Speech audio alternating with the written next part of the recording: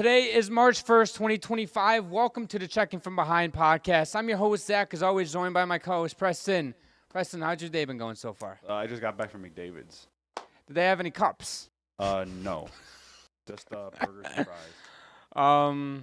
For those of you guys who, that was so awkward, but for those of you guys who don't know or have been living under a rock, in Edmonton, they have renamed the McDonald's to the McDavid's because of his game-winning goal. Well, they actually changed the signs and everything. Oh, they changed it. Oh, yeah. Did you not look at the article? No, I looked at the article, but I didn't look at the article. They had pictures of it. No, I saw the pictures, but I didn't register the pictures.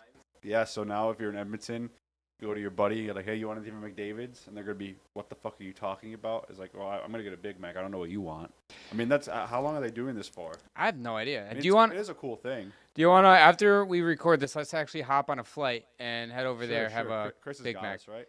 Yeah, so today you might hear us yelling out the name Chris a lot. So this is the first time we're going to have him in studio, kind of being the behind-the-scenes guy, pulling up stats where we need to as like our producer. So if you hear me and Zach yelling at Chris to pull something up, that is who we're talking to. Yes, exactly. And we're talking about a full-on, like, Chris, like, what the fuck are you doing type? No, just kidding. Let's get off your phone. Let's dive in first. Okay, let's dive into the two trades that happened today. Chris, can you scroll down for us, please? Thank you. That's the first one of the day.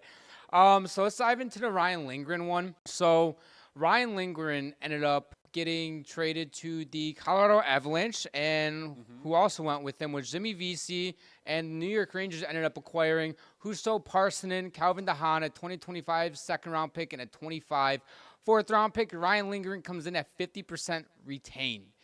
This felt like, at least to me, it felt like it came out of left field. We knew the Rangers and we knew the Avalanche weren't done trading yet, as the Colorado Avalanche GM knew that they weren't done. They needed to add depth, and they knew that. They addressed it. I don't mind this for Colorado in a term of, I think that they needed to add a little bit more depth, and bringing in a guy like Ryan Lindgren specifically helps fill out the third pair for them.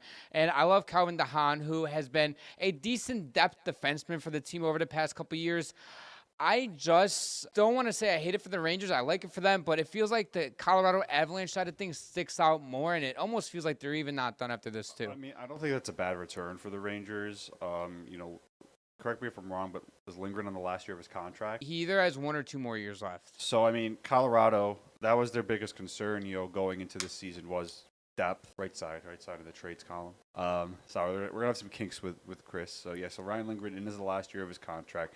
The 50% retained is interesting. Can you go and see? I want to see how much cap space they have. So they still have about $3.2 million in cap space. So I think that's enough to make another move.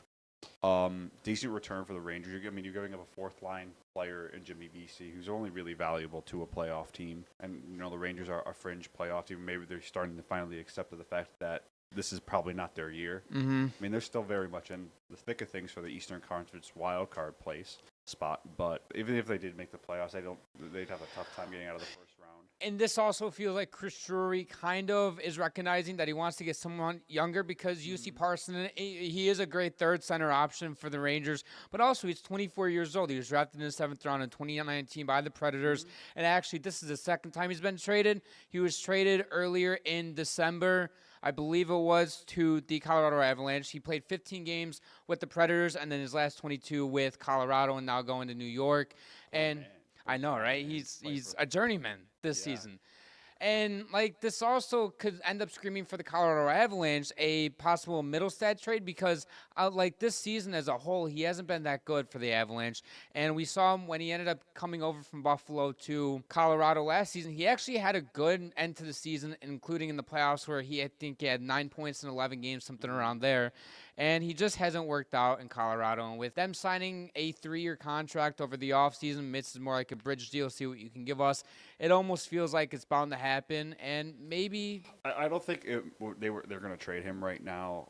He is still 25, 26 years old. Plenty of term left. I think that you still give him that chance, because you saw him come into Colorado right away and see what he could be. And I think that version of him is just too valuable for them to give up on him this quickly. I see where you're coming from. Give him more time, definitely, because you committed, I think what was it, 3 by 6 or something, 3 by 5 or $6 million, something in that range. And you don't want to give up on a guy too soon, because everybody has a down season. Nobody is going to be at the top of their game every single game or every single season. And let's say they traded him at this deadline, right? Going to your point of they shouldn't trade him. If they trade him at this deadline, then he goes off for a team this season, and then whether they make the playoffs or not, and then going into next season, he starts to play well. Now the Avalanche look like idiots for trading him too soon and not even done with their first year in the 3-year contract. Yeah, no, yeah. I mean, Middlestat will get a decent return because, he is a valuable piece, I think. And just Colorado needs center depth too much right now to even think about trading him. I think you'd entertain a call for him, see what the return is. And that possibly could help you up to make more moves right now. But I don't think the market is good enough right now for players available to necessarily even replace him. So yeah, Middlestat just doesn't make sense for me to move on right now. Maybe in the summer, if he has a really bad playoff for them and is not, because Colorado kind of saw him as a long-term second line center, behind Nathan McKinnon, and he has not been that this year. But I think he still can be that. He has a potential to, and going to your point about the market, where if you're Colorado and you want to trade Middlestat, and first, he's not going to give you 2 quality players just for him. You're going to have to add some sweetener, whether it's another player, another pick, whatever. But also, even if you do another 1-for-1 deal, except trading away Middlestat, you have to be certain that that player you're getting back is going to be better than Middlestat. Yeah, I think if there's enough players available right now to.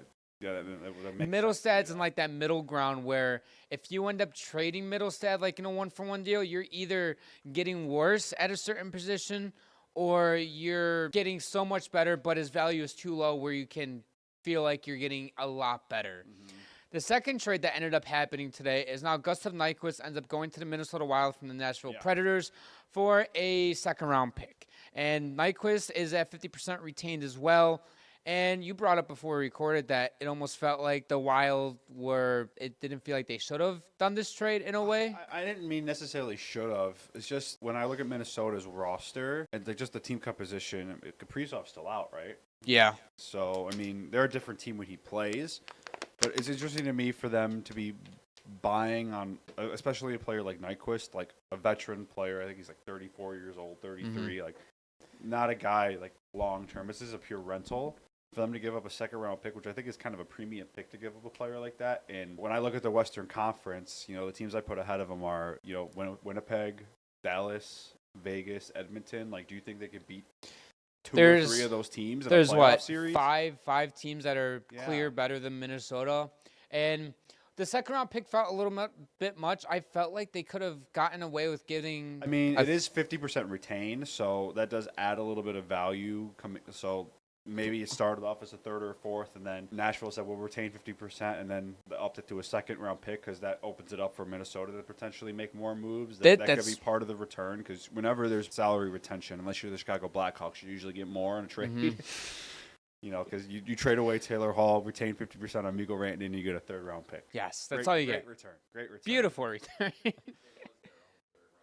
That makes sense. Yeah, with Nashville doing the 50% retain. I wonder if this opens up another move from Minnesota. Bill Guerin isn't done. And I trust Bill Guerin as a Minnesota GM to know what he's doing because he's built this roster and what I think is a pretty solid roster. And I've said this a million times with the Wild because those Parise and Suter contracts are finally they're not off the books, but it goes from $14 million in dead cap to $2 next year. Yeah, not even. So you're gonna have $10-12 million just freed up immediately from those contracts coming off the books. So they'll have some money to spend next summer. Do they take a big swing at one of the top free agents in Marner or Rantanen? Probably not, because I think they still got. They got to pay for Kaprizov, and they got some other own guys that they got to take care of still. But they're in a good spot right now. I mean, I guess they feel like they can contend, so looks like they're going to be buyers. You look at Minnesota's perspective of getting Nyquist. They're dealing with some injury troubles this season, so add some secondary scoring. At times this season, they have had trouble scoring outside of Kaprizov. Nyquist is coming off a 75-point season last season, and he's also been mostly a point-per-game player in his tenure. So this feels like something where Minnesota is almost banking on Nyquist because the entire Nashville team has been struggling. I think Nyquist is a nice add because we were talking about last night when we were coming up with ideas for what to talk about this week. When we looked at Nashville's rosters, Nyquist is a guy that they are going to trade no matter what because it literally made no sense for them to keep him. because he is a valuable player still in this league. He's had a really long, good career. Been pretty much good everywhere he's gone in his career. Had a career year last year in Nashville, 75 points. So, everyone on Nashville is disappointing this year, like you said. So, yeah, Minnesota is just interesting to me because when I look at buyers and sellers, especially buyers, in a trade deadline, I look at it from the perspective like, you look at our roster. Are we really one or two players away from going from like a playoff team to like a contender? Call me crazy. Yes. Minnesota is not a team where I see like they're a player or two away from being legit cup contenders. I think they're still a year or two away from being in that legit conversation. What I'm trying to gauge is what I'm trying to understand is you think Minnesota is still 2 years away from possibly inserting themselves into the can go out and make a deep playoff run in the West? There's a difference to me between being a playoff contender, like a team that should make the playoffs that maybe can win a round, to like being an actual Stanley Cup contender. Because when you look at that Western Conference, you got Winnipeg, Dallas, Edmonton, Vegas. I'll throw Colorado in there because I think Colorado is going to be a dangerous team in the playoffs. Can they beat them? I don't think they could. You'd have to beat at least 2 or 3 of those teams to make it to the Cup final. They would beat. I think they'd beat Colorado. That would be a tough series. I don't think they beat Winnipeg. I don't think they play Dallas. I think Dallas would beat them in 6 games. Edmonton, that'd be tough. That'd go 7 games. That's 50-50 in my opinion. I know some people may hate that. But they'd have to beat 2 or 3 of those teams to make it to the Stanley Cup final. Probably 3 of those teams.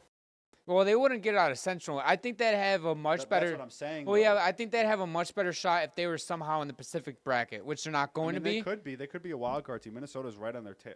Colorado's right on their tail. I mean, call me crazy, Minnesota's best case scenario is to be the wild card 1 team and face Edmonton. I don't know if or Vegas. I don't know if I'd rather. I think it's a L no matter who they face. I think they can beat Edmonton. Vegas is a different story. I think they would lose to Vegas.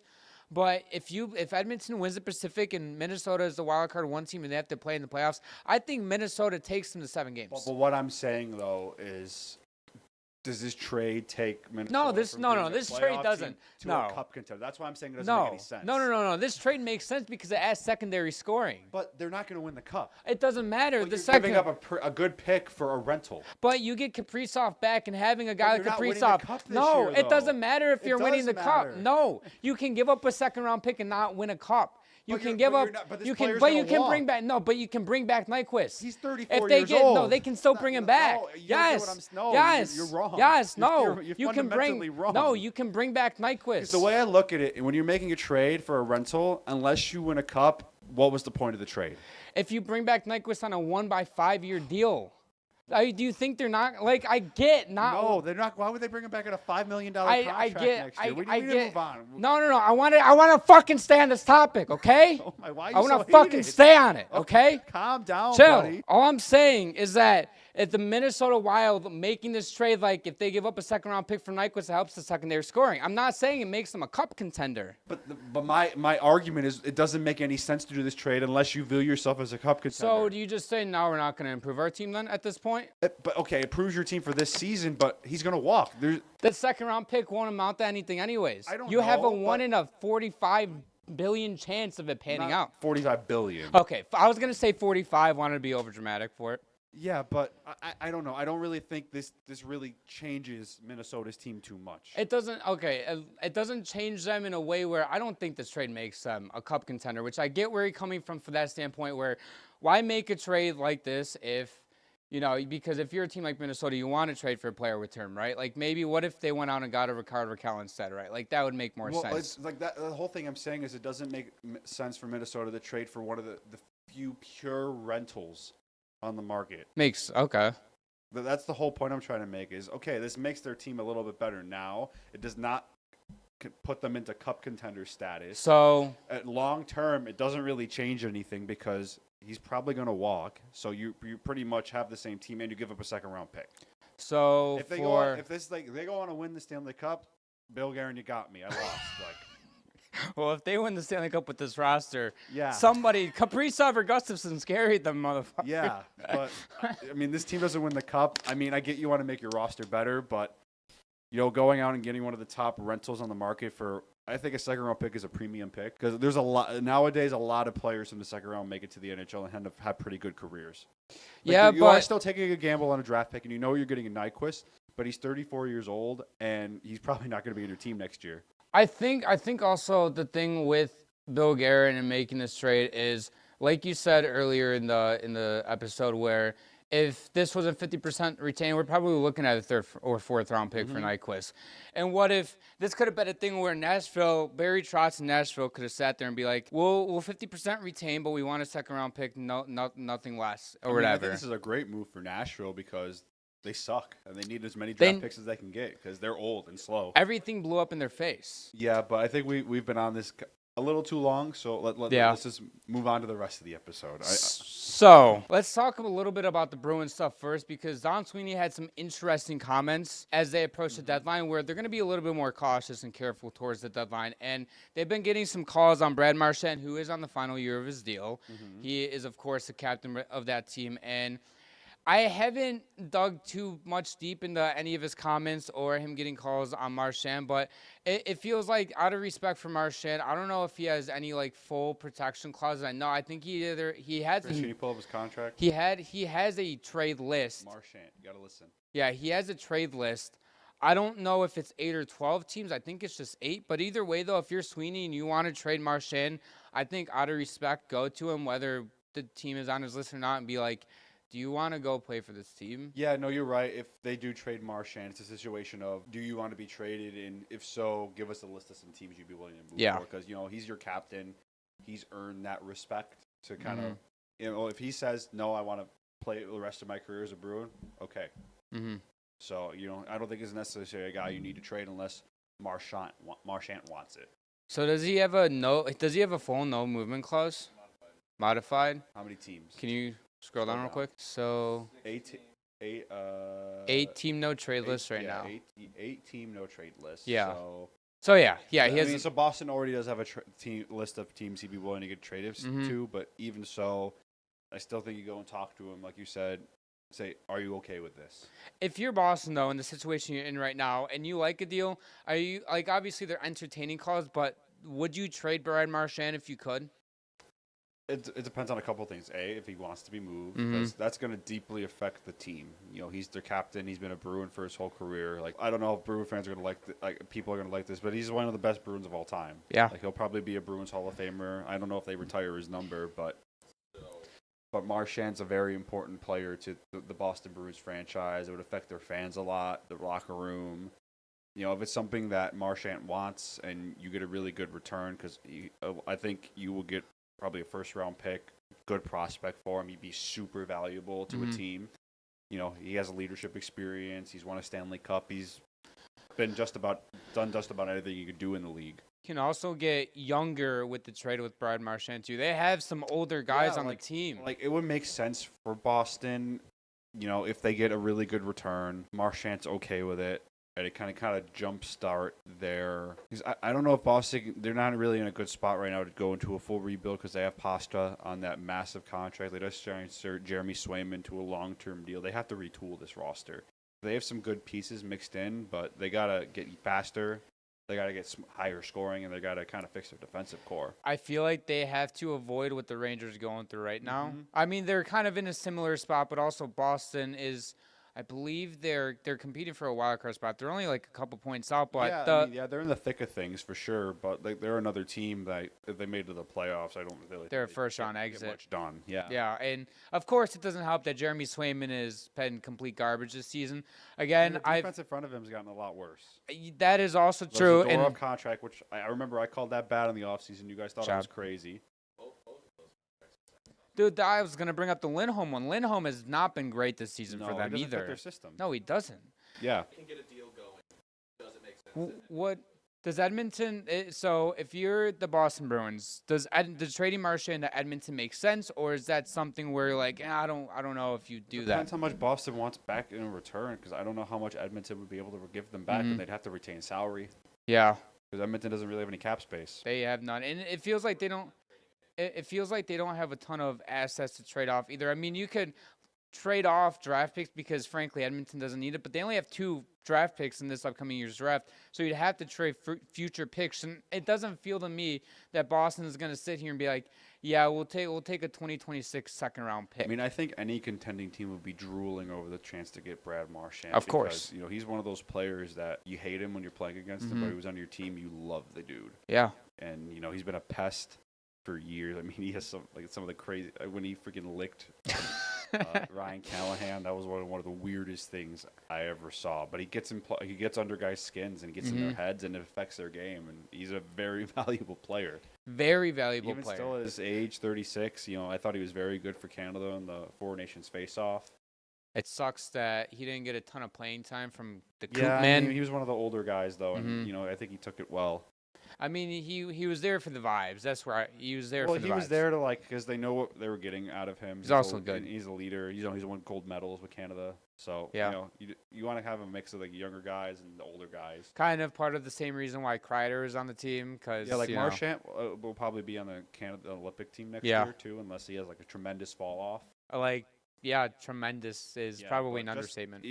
That's crazy to say he'd be playing on the 4th line for Team Canada, but that's how good Team Canada is. But just having that experience there, I think, is invaluable. Yeah. And he can change a game just by getting his antics, getting under guys' skins. He's still really good at that. Brad Marchand is just an absolute character. And the older he's gotten, the more I've genuinely enjoyed watching him play hockey and the antics that he does. I remember when I was like a littler kid. I wasn't a little kid because I was like just becoming a teenager, but as I was becoming a teenager, I hated to do it with the passion. I was like, who the fuck licks somebody, for example? Like, that's so weird. I thought that was weird. I was like, that who? Was hysterical.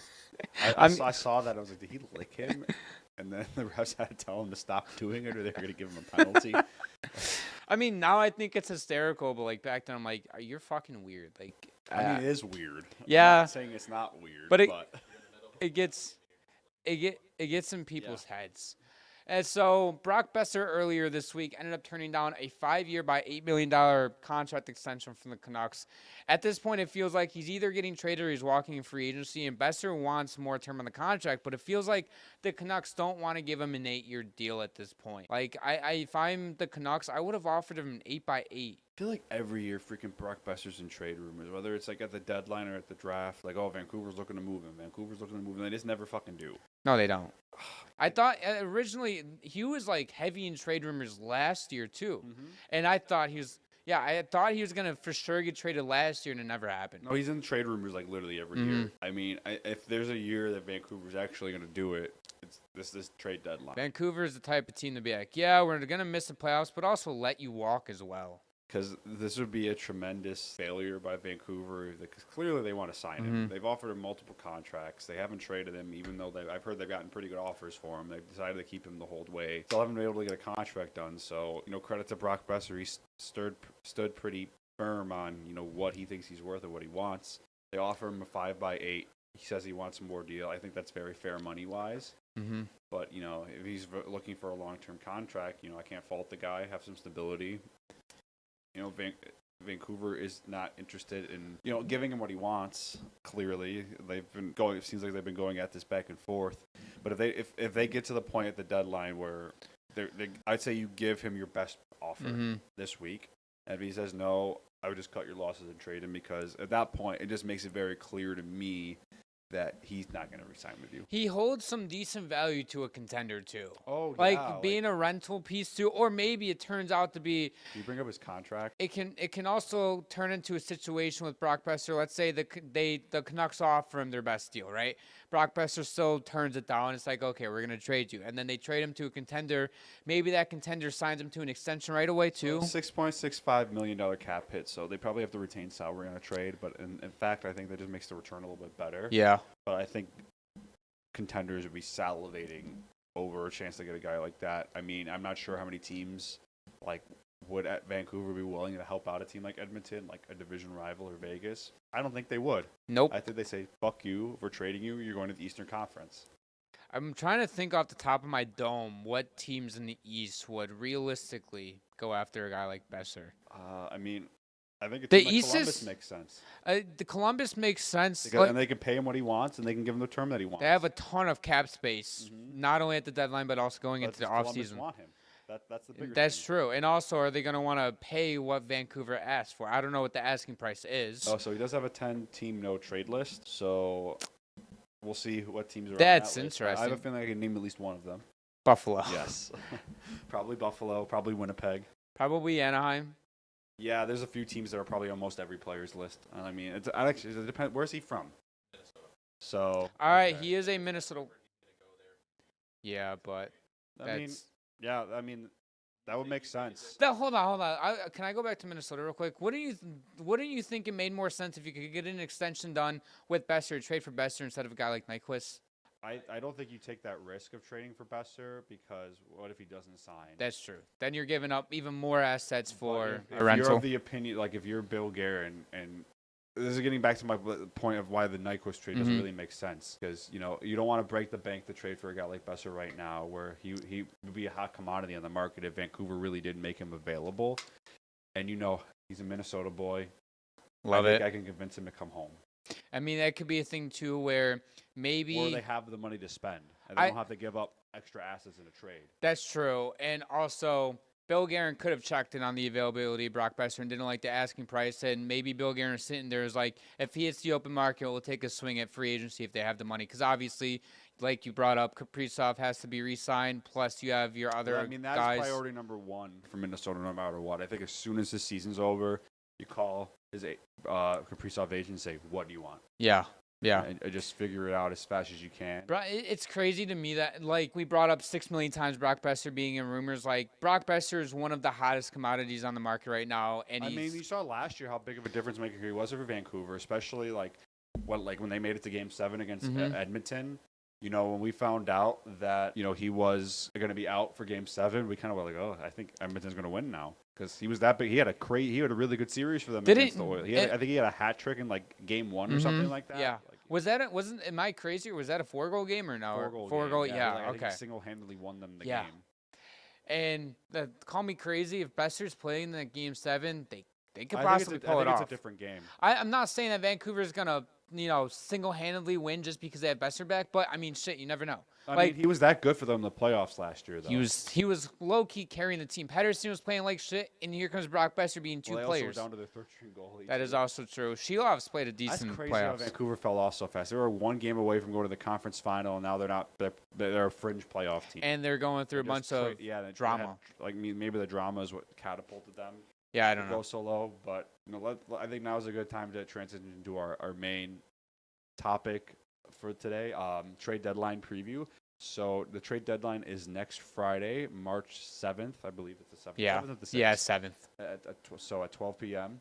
So we have a list we put together of some teams that we think are going to be buyers and sellers at the deadline. So we'll start off. Do you want to alternate between them or just go buyers and sellers? Let's start with buyers first and then do sellers. Okay, so this team, I wasn't going to put on the list until their GM came out and said that they were going to probably be buyers, and that was Columbus Blue Jackets.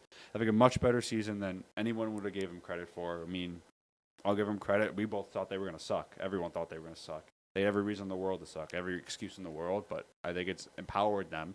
And now they're legitimately in a good spot for a playoffs. They have a huge game tonight against Detroit in the Stadium Series in Ohio Stadium. Should be a really, really cool game because it's in a huge outdoor stadium and it has big playoff implications. Yeah, and Columbus was a team like you said, they had every excuse to just be the worst team in the league or one of the worst. Mm-hmm. They've been a resilient team. They have faced adversity game after game. Healthy now. They too. are. They've Monahan will be right? Yeah, Monahan will be back in a soon. week or two.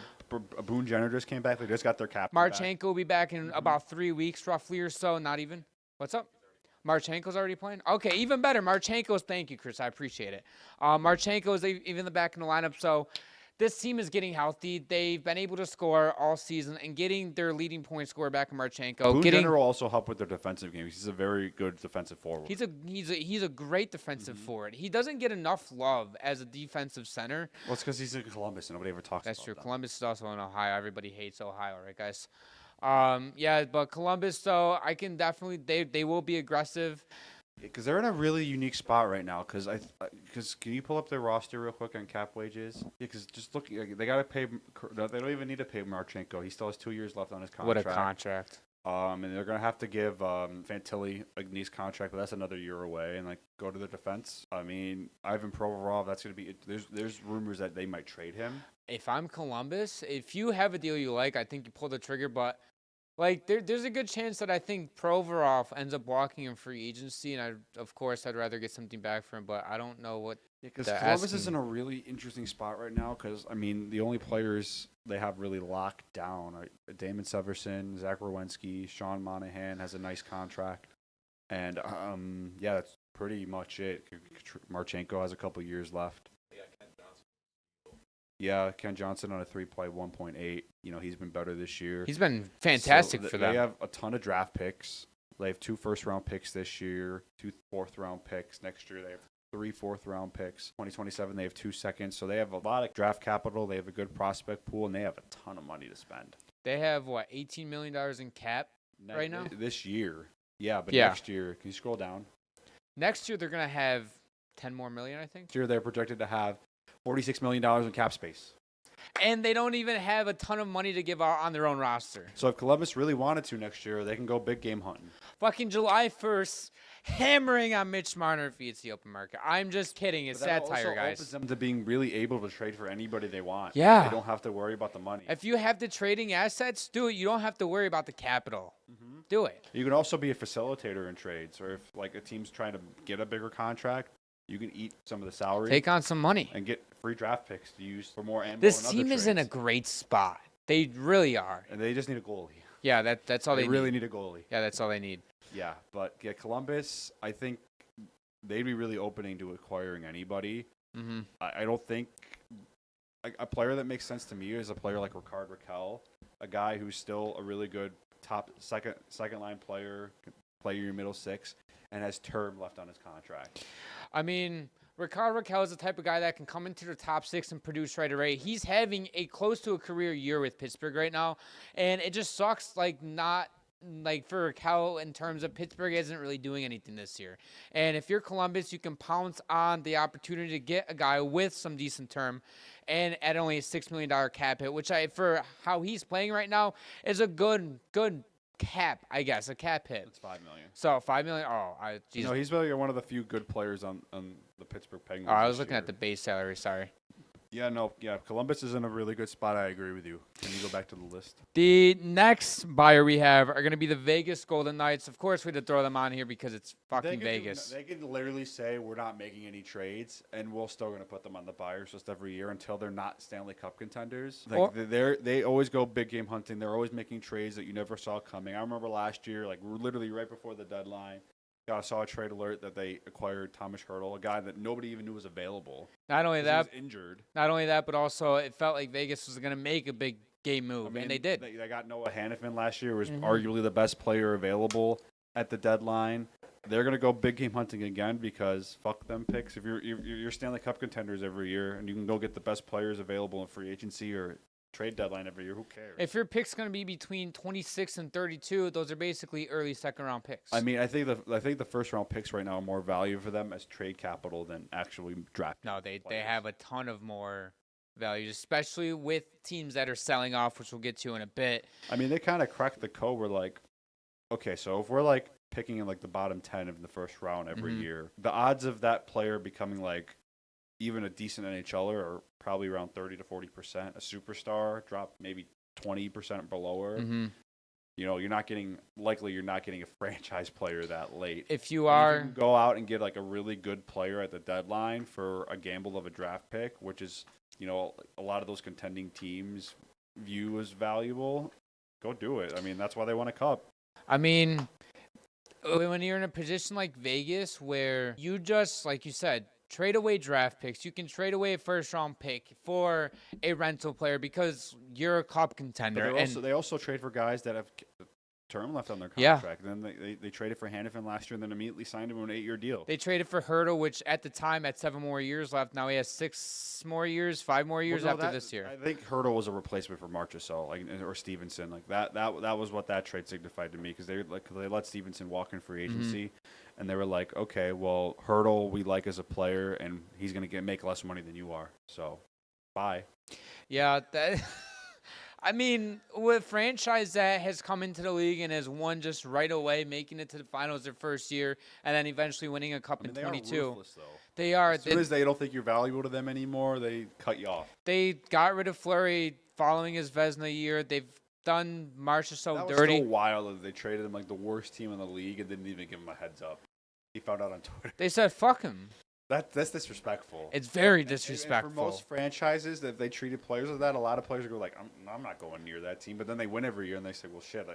If I can win a Stanley Cup, they can. Like when you're in their good graces, they do treat you very well. Really? They just Okay. throw you away as soon as you don't need them. They don't need you anymore. Well, that is really fucked up. We tried coming up with players that each team specifically target. It was kind of hard coming Mm-hmm. up with specific players because I feel like at this deadline, there's not really a lot of rumors that like certain teams are like kind of in love with the idea of trading for certain players. But for Vegas, we just decided we're going to go with probably one of the top names available on the market that we know of, and that is Brock Nelson. Why wouldn't they get really a top? Good depth.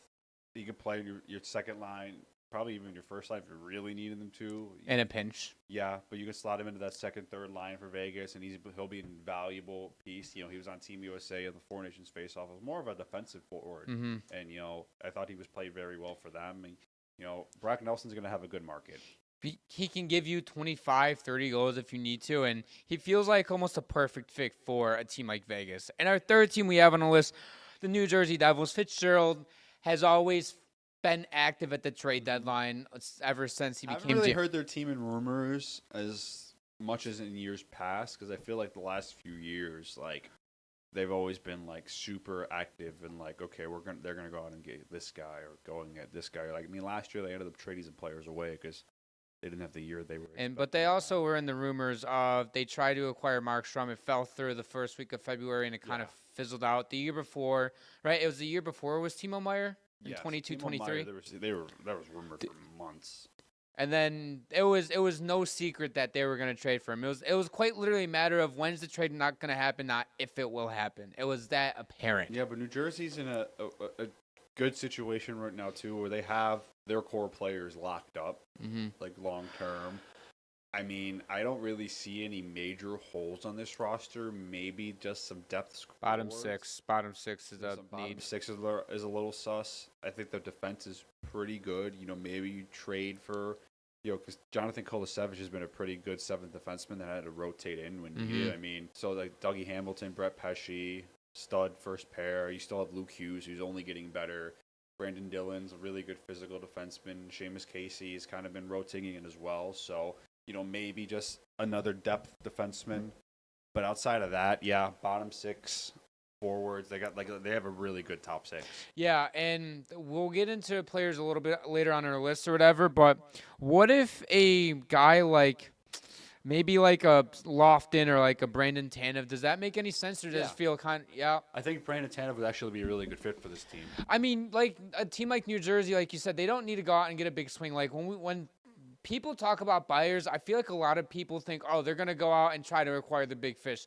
Being a buyer doesn't always mean you're going to go out and get a Brock Nelson or Raquel or a Seth when we Jones. say buyers, just teams that we feel are more likely are going to acquire than sell. Yes. They're gonna try to get more players and trade away draft picks. Like, because New Jersey, I think, with a couple moves, can be a legitimate Stanley Cup contender. Like, that's a team like me, like, opposite of Minnesota, where, like, if they traded for a couple rentals that made them substantially better, because they already have a really good top six. When Jacob Markstrom plays like he was before he got injured, they have an elite goalie, really good, really great defensive core, especially that top four is really good. Like, they're only a couple of depth pieces away from, I think, making a legitimate run. Like, if the Devils went out if it's not this year, it'll be in a year or two. So if I'll ask you this then, pivoting, like kind of going hand in hand with the Minnesota stuff. If the Devils did what the Minnesota Wild did with acquiring Nyquist, same exact deal and everything, and then you're like, you know what, let's either just staying with that or maybe going out and getting like a Tanev or whatever. Would that push them over the edge of now I can see them making a deep playoff run, or do we need to add a little bit more even after that, or maybe more, like, I guess, better players? I honestly think New Jersey's only I think some of their younger players still need to get more experience. I think Jack Hughes can disappear sometimes. He was like a no-show for that Four Nations face-off. I was very disappointed with how he played in there. I mean, he's having a really good season for them, regardless, though. But, yeah, New Jersey's a team to me where I think If not this year, I think definitely next year. They're only a couple pieces away, I think, from being really put into that upper echelon of like elite teams in the league. Can agree with you on that. And a team that we have to add on this, a team that's the best in the league, the Winnipeg Jets, they're going to be buyer. And they're in the same position, it feels like, as New Jersey, where they don't need to go out and go big fish hunting. Yeah, they just just need round to out the add, roster, round out the roster, get a couple minor depth pieces, round out that. Honestly, they have one of the deepest lineups in the entire league from top to bottom. Forward, defense, obviously, goaltending is great with Connor Hellebuck, and maybe go out and get like a fourth liner. But if this team went out and like did absolutely nothing, That wouldn't surprise me. Wouldn't surprise me, but I do think they're gonna. I think they're gonna make a couple of minor trades, like just some bottom six depth guys. You know, because like you said, I think they have a pretty well-rounded roster, but they do rely on a lot on Connor Hellebuck to play stellar, and that might come back to bite him in the playoffs, especially. You know, I know I joke around a lot saying that we're going to lose to the Flames in the first round. I don't think they will. I think they will make it out of the first round this year, like realistically speaking. But then you got to play a team like Dallas or Vegas or Edmonton, and that's where it gets tougher. And, you know, they might have a tough time, you know, if they play Edmonton and Connor McDavid and Draisaitl are going, you might have a tough time with that. What if, because right now how it's looking, if you're Winnipeg, if the playoffs ended right now, they would be facing Calgary in the first round, which I think they'd win in 5 games, maybe 6 games, but I think 5 games for sure. And then Dallas plays Minnesota, right? Mm-hmm. You're going to have to face the winner of that team. Let's say Dallas, because I think Dallas would beat Minnesota in 6 games right now. You would have to face Dallas in the second round. I think Dallas could go out and beat Winnipeg, even with how the season's going right now. It would be a 7-game series, but I think that I would give Dallas the edge. But it can go either way, though. If Winnipeg won in 7 games, it wouldn't shock me one bit. But let's say they got past that series, right? Now you have to go play probably either Edmonton or Vegas. Are they getting past either of those teams in the Western Conference Finals? I mean, if there's any team I think could do it, just if Connor Hellebuck from this regular season shows up for Winnipeg in the playoffs, I think they're going to go on a deep playoff run. And at least conference final. I've been a believer in the Winnipeg Jets. Like, this isn't the same old Winnipeg Jets, but I am also of the essence of I want to see Connor Hellebuck put up these numbers in the playoffs before I'm like, this team is the Stanley Cup favorite in the West. If they get this Connor Hellebuck in the playoffs, like I said, I think they're guaranteed to go on a deep run. They're going to the Cup final, I think. At least going. If they get this I don't know Hellebuck. about that, but they'll at least, I think, make it to the third round. Yeah, that's fair. That's fair. Western Conference Finals appearance. Is good enough to go that far. It's all going to come down to Hellebuck or whether he shows up or not. The one thing to note with them being a buyer, though, is they only have 2.7 in cap space, so they probably need some retention if they wanted to go out and fill out the roster and add some depth. Well, according to cap wages, they have $12 million in deadline cap space. Okay.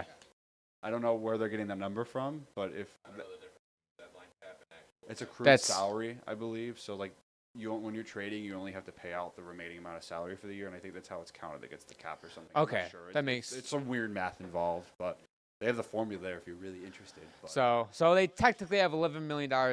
Yeah, I'm not sure how much. That's like weird because we were talking about it last night because I threw it out. Columbus had like $98 million. Yeah. And we were last night. Me and Preston were like, "Are we sure that's numbers right?" Well.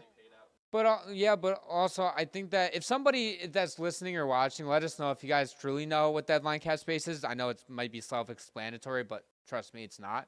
But I don't know. That's weird. Anyways, so let's say they have between $2 to $11 million in cap space. I don't fucking know at this point. Like, either way, though, I think Winnipeg, they're going to go out and try to improve their roster one way or another.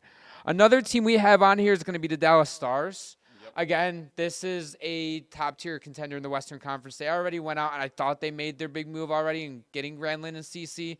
But I think they can go out and acquire another defenseman with Matt Dumba struggling. I think you can always improve from a guy like Lyubushkin, who's a good 6th defenseman at best. This is another team like Winnipeg where it wouldn't really surprise me if they just didn't do anything. Mm-hmm. I think the more important thing for Dallas right now is getting into the playoffs healthy. You know, because Tyler Seguin should be back and Miro Heiskanen should be back for the playoffs, hopefully.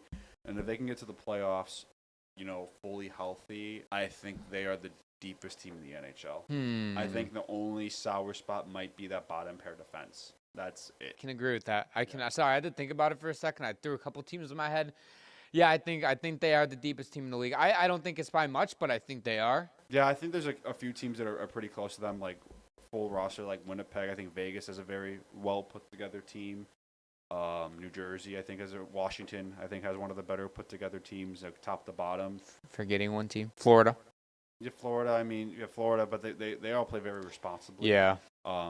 They also have the players that they're in a 1 or 2 goal game. They're not afraid to just lock down and play defense. Mm-hmm. Just looking at like first line to fourth line, like Dallas is one of the few teams in the league that can just roll. And when Jason Robertson's going, this team is hard to stop. I mean, Wyatt Johnston's been playing really well. Matt Duchene's been awesome for them too lately. Mason Marchand has been a baller for them. Mm-hmm. Like this team, top to bottom, they can score goals. They can roll 4 lines, and they can also roll 3 And D they can pairs. also shut you down. They also have good goaltending with Jake Ottinger. Yeah. So this, they're a team like Winnipeg to me, where like with the games last year in the playoffs where Ottinger played normal, they won. But there was too many games in the playoffs last year where he didn't play well. they are in the That's same. what led to them losing to Edmonton. They are in the same situation as Winnipeg, where if you get Jake Ottinger, like how he plays most of the time in the regular season, this team can make the cup final. Yes. But if you get the Ottinger where you throw a shot from the right wing boards, for example, and it goes in, like you're not winning I a mean, game. last year I think they should have made it to the cup final, but they didn't play well enough defensively. They Jake also- Ottinger didn't play well enough. It also felt like games 4 to 6 in the Edmonton series, they were completely Well, were they gassed. up 2-0, and then they blew 4 straight. Yeah. Yeah, And they ended up no, I think it was 2-1. I know they were definitely ahead. They had 2 And wins they in the series, and I then remember Edmonton in stormed what was it back. in game 4 too? In game 4 they were up like 3-0 early, and after that they were dog shit. I don't know what happened. Maybe they just got gassed because they played Colorado and Vegas in the first 2 rounds. I don't buy it. I don't like that. You don't like that? I don't Really? Like that excuse. I It's the thi- playoffs, man. You're gonna play hard teams. I think yeah, but that fucking gauntlet was like So, ridiculous. I I mean, I'm not making an excuse for them, but I'm thinking that could play a part. Like I'm not sitting here and be like, oh, Dallas didn't play well because of this. Like it's not just because of that. Edmonton was a better team in games 4 to 6. It's simple as Yes. that. And Dallas shot themselves in the foot. So Mhm.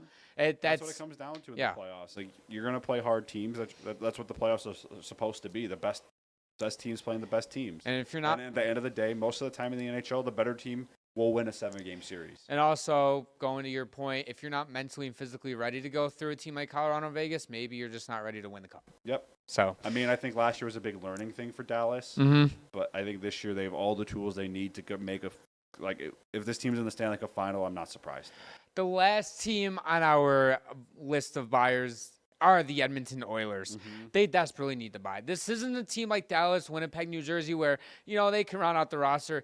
They need to low key go get a guy like a oh my god, I'm They need blanking. depth scoring desperately. They rely way too much on Connor McDavid and Leon Draisaitl. And they expected Skinner and Arvidsson to help out this season. Have not panned out whatsoever. Skinner, I'm pretty sure, has been scratched half the time at this point. Yeah. And Arvidsson can't stay in the lineup to save his life.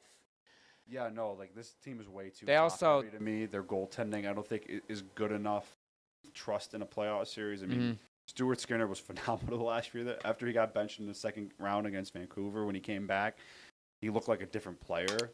People were hoping that would carry over to this season. It hasn't. Hell nah. But, to me, Edmonton is a team where like they desperately need depth scoring, and they're probably going to trade away future picks. They don't really have a lot of draft picks for this year. They don't have a lot of cap space, but they need to do something. They with this team. not only is their depth scoring not that great, but also their depth on the blue line is not that great either. Outside of Ekholm and Yeah, what do you Bouchard? do with Bouchard too, money wise? he's asking for $10 million. He's not getting $10 million. If you're Edmonton and he's asked for $10 million, don't go to arbitration. He's arbitration eligible. I know we love to bring this contract up all the time, but man, that Darnell Nurse contract is screwing. It this kills them. Yeah, like nine- we 9.2 million. I think it goes to 2031. The bring it up too. To bring up the Darnell Nurse too. I brought this up in every single episode we talk about this. If this thing is even at $7 million, it's movable. You can. Darnell Nurse will be a free agent in 2030. With a But full right now, though, he movement doesn't have a clause on his deal. No, he has a modified new. No, he has a full no movement clause. The clause. modified no trade clause kicks in 2027. So he cannot be traded right now unless he gives them permission. That And motherfucker no ain't team being is trading moved. for him anyway. No team is willingly going to that Oilers and be like, we want Darnell Nurse on our team. What do you want for him? I think teams would want him if it was like a $6 million. Yeah, cap hit. yeah, of course. 9.2. That's More than freaking ridiculous. Kyle McCarr makes. That's ridiculous.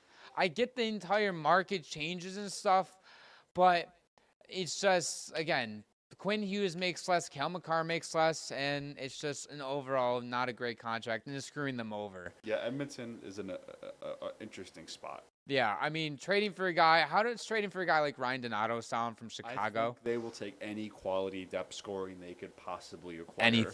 Anything. You know, I think there's a few teams, like if the Sabres make a guy like Jason Zucker available, there's rumors that the Sabres don't necessarily want to trade him, but if they can't get a contract done, they'll do what they got to do. I think he would be a valuable player in the market, not a bad contract. Ryan Donato, only $2 million cap hit. I mean, that feels like a no-brainer, but I feel like he's going to be a little expensive. Donato's going to be expensive. I feel like there's a lot of teams that are going to see that contract and see his stats and go like, yeah. And with a guy like Ryan Donato and with that $2 million cap hit, Chicago's like, yeah, he's having a phenomenal season here at a low cap hit. We want 40 points and only being a -11 on that Chicago Blackhawks team is like Hall of Fame numbers. Well, if he was playing 17 minutes a night, this dude would be putting up ridiculous numbers. Okay, I don't know about ridiculous. That's being overdramatic too. So, yeah, but now we can move into our sellers. So, the first team on the sellers list shouldn't really be a big surprise, and that is the Pittsburgh Penguins. They should be pretty much looking to trade any bad contract that they possibly can because, they're in a really bad situation right now. Erik Karlsson, you are not a Pittsburgh Penguin. He ain't Although getting that's traded going to this be year. there's rumors that teams are interested in Karlsson at 50% retain, of course. And Dubas will I be just looking. don't think right now that trade makes a whole lot of sense. I think you need more time to talk about that and make a trade that makes sense. That to me seems like a summer kind of trade. Yeah, I mean it makes sense because I don't know if we talked about it on our last episode, if it was off camera or whatever, but a team like sorry, not a team, but a player like Karlsson making $10 million for the next 2 years, he has a no movement clause. Is that? Yes, he would have to waive his no movement. So I'm not not sure how that works, if because he did technically get traded, or if that just. So he'd have to waive it again. Yeah. So you have to. I mean, I'm sure if you're Erik Karlsson, you have a chance to go to a good team. You'll just waive the no movement clause. And on top of it, like bringing up your summer trade thing, like a team would not only have to clear some cap to trade for a contract, I feel like that's the kind of trade, because especially with like 2 years left on it, like you kind of come up with your off-season plan of how your roster evaluation, where you want to add money wise. Then that's when you look at a guy like Erik Karlsson and is like, does this make sense? And I'm sure if Pittsburgh could move on from him now, they'd be happy to do it. But that doesn't feel like a trade that will materialize right now for me. But, I mean, they have a bunch of bad contracts they could trade away. Like, that Ryan Gary's contract is unmovable. He also has a modified no-trade clause, but 5 years left at 4.5. I don't know how many players they're willing to retain salary on. Kevin Hayes is a player I could see them trading as well. Ricard Raquel is already available on the market. I think pretty much anyone on this team, not named Sidney Crosby, is available. I think a guy like they could ship off a guy like Anthony Beauvillier for just like a third round, fourth round pick. They need to field a roster, though. Yeah, that's also true. They do need a roster on the. I mean, but Pittsburgh needs a goalie. This team isn't that awful, but their goaltending is probably the worst in the league this year. I think the only team that might have worse goaltending than them is probably San Jose. Yeah, Pittsburgh. I'm pretty sure Pittsburgh is the only team with more goals against than San Jose. Yeah, but San Jose's defense is also really bad. But we also know San Jose was going to be really bad. Pittsburgh wants to ice a competitive roster. San Jose doesn't really care to do that right now. Well, yeah, because they have Sidney Crosby. And we have Sidney Crosby. We have to be good. I mean, it's you're not good because of all the moves you made a few years ago. I emphasize it a little bit with Kyle Dubas because I think he kind of inherited not a great situation, but I don't think he's made it better. No, he hasn't made it better, but I don't feel like he's also made it worse. It's kind of been the same. He's the one that paid Tristan Jarry, I think. Yeah, but also they needed the Ryan Graves contract is horrible, but with the Tristan Jarry stuff, no, Crosby traded for Erik Karlsson. That's what it was. Is the one that did the yeah, trade. but Dubas being but Dubas Crosby no said get it done, and Dubas said okay. He's not a negotiated deal. It's not like Crosby was on the phone with Mike Greer. Okay, it's like, what do you want? I'm not saying Crosby sat there on the phone. I know. Crosby wanted him to make the trade. But Pittsburgh's in a really, really bad spot, and I feel like once Sidney Crosby retires, it's probably better for the team long term because they could finally start to do some things. I mean, they're going to have some cap space next year, but do you trust them to not make horrible decisions? They're going to sign some horrible defenseman to be their second pair defenseman, like $6 million. But you want to go over the next? Yeah, our team on second the team, of course, the Chicago Blackhawks. Yeah, I know we they're- already covered a guy with Ryan Donato. I think he's good as gone, in my opinion.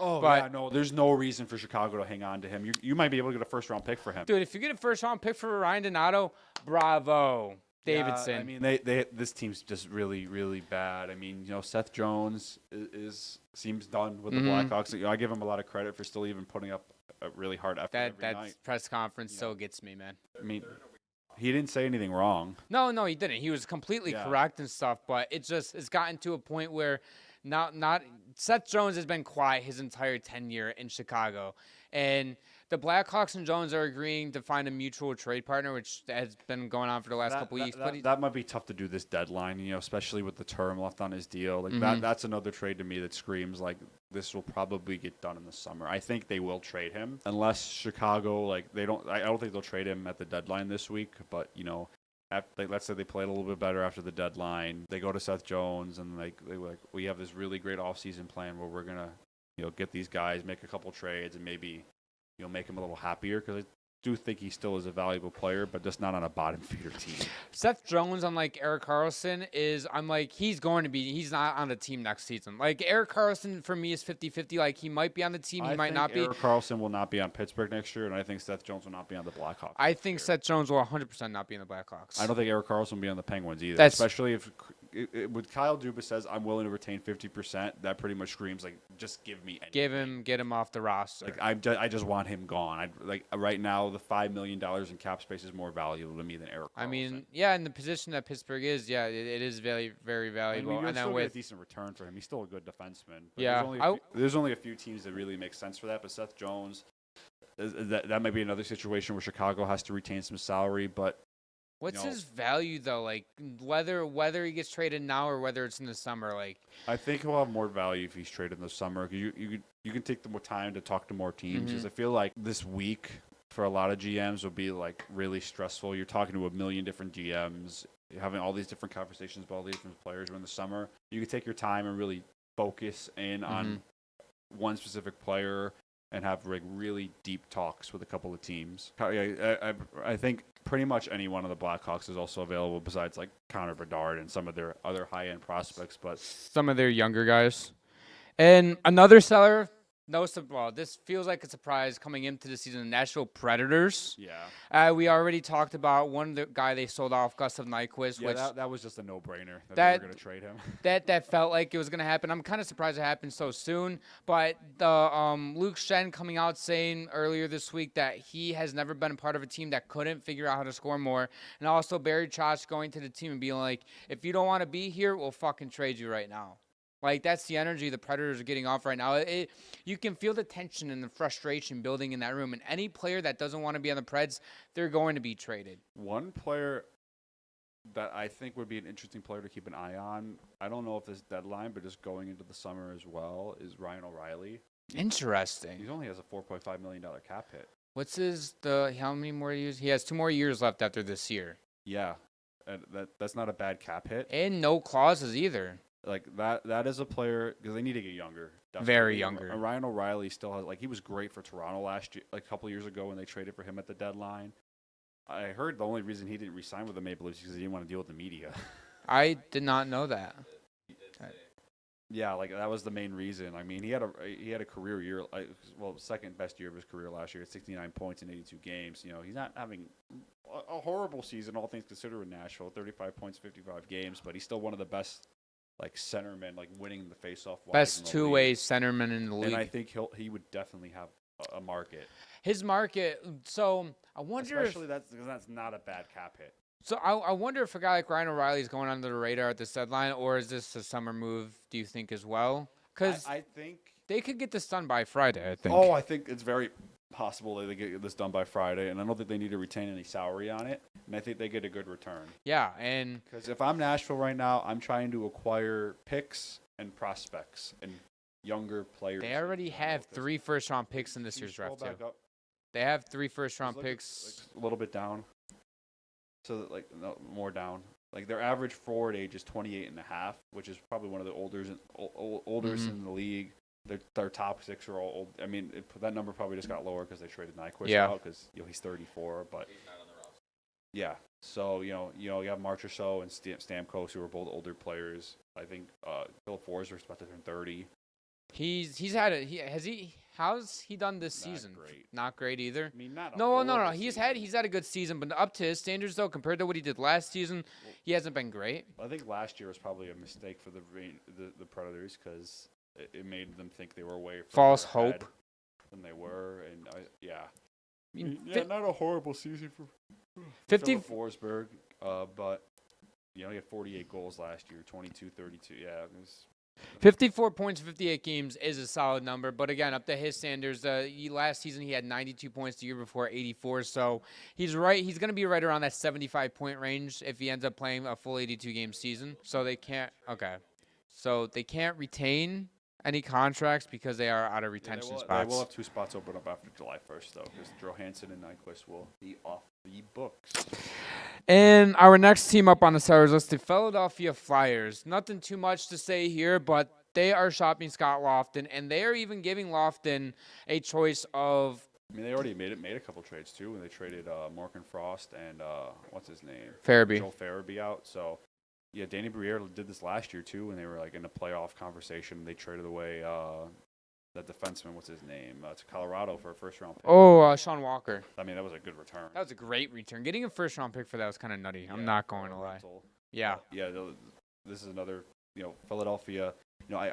Danny Briere does have a plan. I think that plan might need to start with firing John Tortorella. I think I love Torts as a coach, but I don't think he's the right coach for this team right now. Much younger team, and he is an old school coach. Yeah. I've heard some complaints from Flyers fans, at least in the middle of the season, that he was hurting Michkov. Like, Michkov right now, since the Four Nations break, leads all rookies in points. But, like, there was a stretch from, like, the December until the Four Nations break where he was scratching him. He was benching him for multiple periods. He wasn't giving him playing time. Like, it was not looking good. And obviously, it's part of a coaching thing. But a guy like Michkov, you have to let play through. Yeah. Yeah, I don't know. Yeah, because Philly is in a weird spot right now where they're kind of like in a transition period. Like, they don't seem to be committing to a full rebuild. I don't know if it's more of a thing where like Briere wants to go into a full rebuild, but Tortorella's making the players play hard enough where they're not in a position where they're getting like top 5 picks every year. I mean, Michkov kind of fell to them. That was a blessing. That's the blessing. That was a blessing.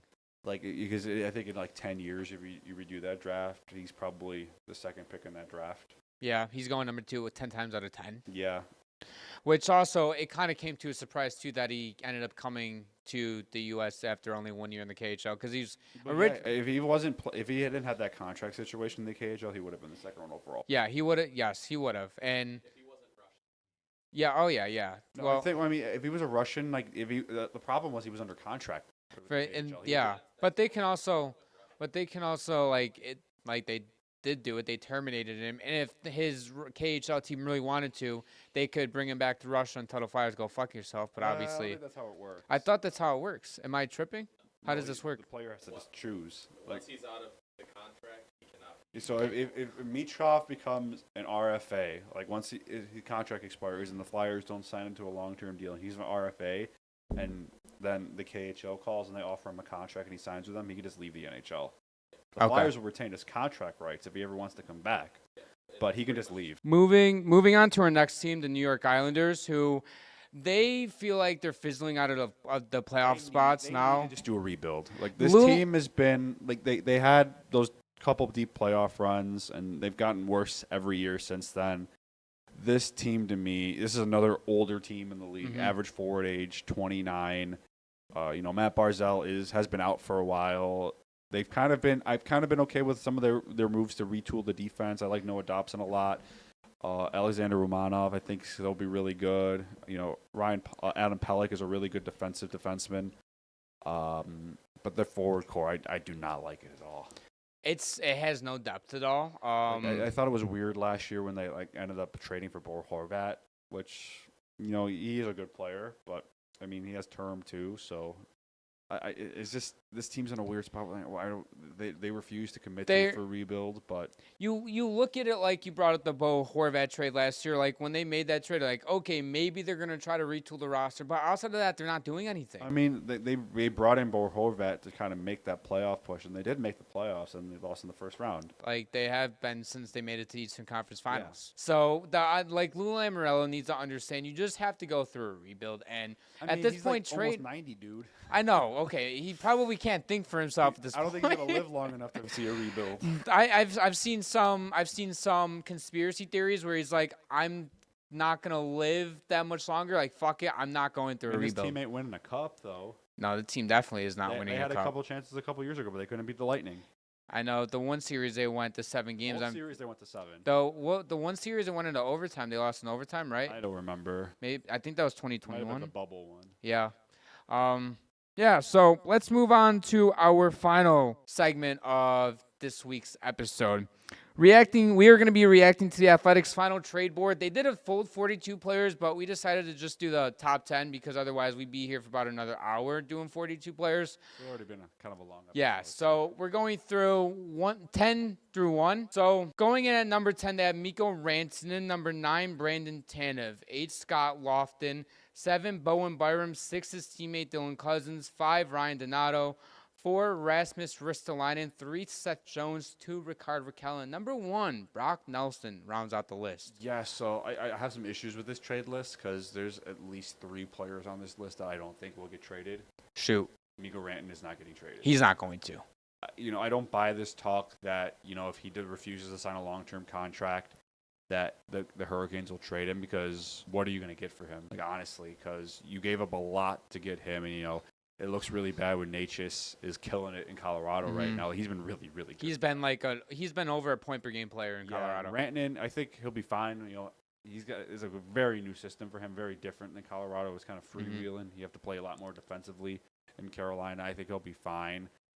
I don't really blame him for not wanting to commit to a long-term deal yet because he doesn't even know if he likes it there yet. Yeah. He's been there for like a month. Yeah, and less than a month if you count like the 2-week break they had for the Four Nations face-off.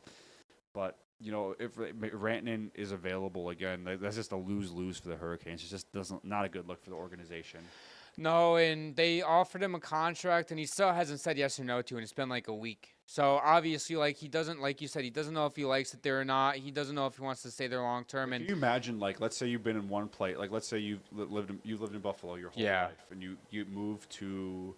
You get a job offer, and it's a temp job, and you have to move to Seattle, and you work there for 3 months. You're just renting an apartment, and they go well, do you want to? We're gonna give you a week to make a decision on whether you want to spend the rest of your life here. Yeah. Yes or no? Dude, I don't even know where to get pizza from. Give me a minute, man. Do you want a life-changing raise? I mean, the money's nice, but you got to think there's multiple factors. Right. It's more and just happiness and.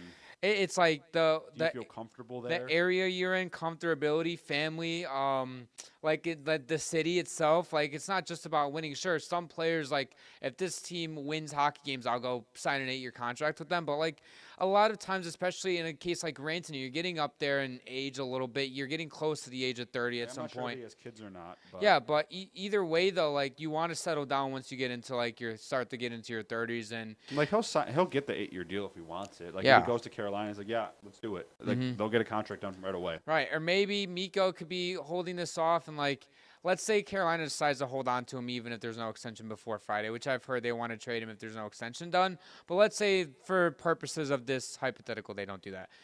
Maybe he wants to wait to see, the next 2 months how he likes it, and then come after the season's end, he's like, what, I'll make a decision if I want to stay or not. I don't know. I'm of the opinion that if you're the Carolina Hurricanes and you already gave up that much to get Rantanen, even if you don't get him signed before Friday, just hold on to him because do you have that much better of a chance of winning a cup this year without him than you do with him? No.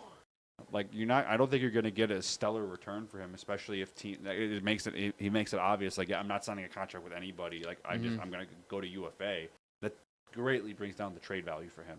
And not only that, but also giving up how much you did for a guy like Rantanen. At this point, I'd rather stick it out with him in the season than have him walk.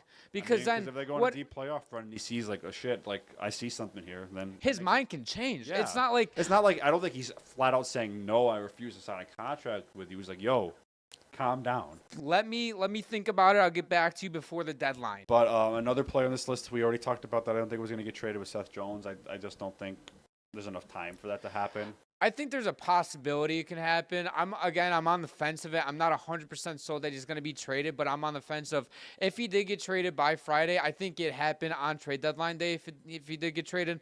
But if he didn't get traded, I wouldn't sit here and be like, what are the Hawks doing? But if he did get traded, I'd be like, I'm not shocked either. I'm kind of in that boat. I agree with you there, but I just don't see it happening this week. And then That's the other fair. two players, one I'm kind of 50-50 on. The other one I don't think that it's going to get traded is Bowen Byram and Dylan Cousins. I don't think the Sabres are going to trade Dylan Cousins. I think if he's been in rumors for months. Mm-hmm. If they wanted to trade him, they would have done it by now. Unless they get an offer this week that blows them away, I don't see them trading him. Yeah, I've kind of been in the essence as well as I've been writing an article about the Sabres shouldn't be sellers at the deadline, and I said that same exact I just thing. think they're so afraid that they trade him away, and then he ends up like Eichel or Reinhart and goes to a team and wins right away and is automatically a superstar. Like, they're terrified of that happening. That's exactly the reason why. Adams is, I said this yesterday, is Adams needs to just let go of the past, of the Eichel, of the Reinhart trades of the world, and focus on the present and the future of this team now. Who cares? Like, if you get a good return for a guy like Cousins or Byram, and they turn out to be a superstar anywhere else, but you also got a good return, so Doesn't what? matter if he wins a cup, though. Well, I know. Okay. Like, if he wins a cup, it doesn't matter. I know, but, I mean, you can't be – if you're NHL GM, you can't be afraid to make trades. Teams are going to try to take advantage of you because they know you have – Well, then don't pull the trigger, right? Yeah, like, I give him credit for not trading him right now. But then Bowen Byram, on the other hand, is another player where, I think he's a luxury player for the Sabres to have right now. Like let's say if they were a playoff contender, you're over the moon that you have Bowen Byram because you have 3 number 1 defensemen on your team. You have Rasmus Dahlin, Owen Power, who's still developing, by the way. Everyone gets on his ass all the time. He's still developing as a player. He's only 20 years old. Mm-hmm. Like, Let's take a chill give him pill. a minute. But Bowen Byram, like, he's another left-handed first pair defenseman. How many of those do you need on a team? Right. And are you going to give him a long-term extension? The rumor is that he wants to go to a place where he can have a chance to be a top pair defenseman and play on the top pair. And in 4 years, he might be the number 3 if he signs a 7-8 year deal with this team. Yeah. Like, so Bowen Byram's in a weird situation. I'm sure Buffalo would love to keep him, but it just doesn't make a lot of sense. Like, in Bowen There's no rush to trade him right now because he's an RFA, so you can wait till the summer and trade for his contract rights. I think that puts the value down a little bit, but that's another player I'm iffy on getting traded. But every other player on this list is probably going to get traded. Yeah, we've went over most of them that a certain team can trade them. That's going to end it for today's episode. If you guys enjoy all of our content, all of our socials are down below. Subscribe, notification bell as well. And also, if you guys are listening on Apple and Spotify, head over to our YouTube. Check out more exclusive content there as well. And see you guys in our next episode.